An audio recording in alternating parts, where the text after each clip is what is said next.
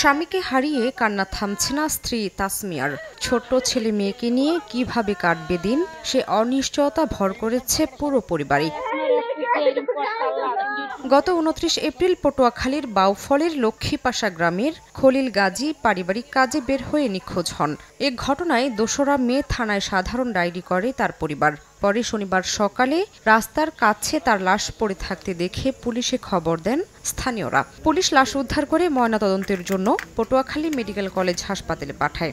একে হত্যাকাণ্ড দাবি করে দোষীদের দৃষ্টান্তমূলক শাস্তির দাবি করেছেন স্বজনরা। 2টা নাবালক শিশু হত্যা করছে, বাপ ডাকতে কিনে বঞ্চিত করছে, তাদের বিচার চাই। আমার ভাইয়ের খুনিদের এরকম নৃশংসভাবে মৃত্যু চাই। পুলিশ বলছে ঘটনায় জড়িতদের দ্রুতই আইনের আওতায় আনা হবে। সুরতাল প্রস্তুত করা হয়েছে, পরবর্তী কার্যক্রম চলমান। আপাতত দৃষ্টিতে একটা হত্যা মনে হচ্ছে। নিহত খলিল গাজী নারায়ণগঞ্জের ফতুল্লায় পোশাক কারখানায় কাজ করতেন। সময় সংবাদ, পটুয়াখালী।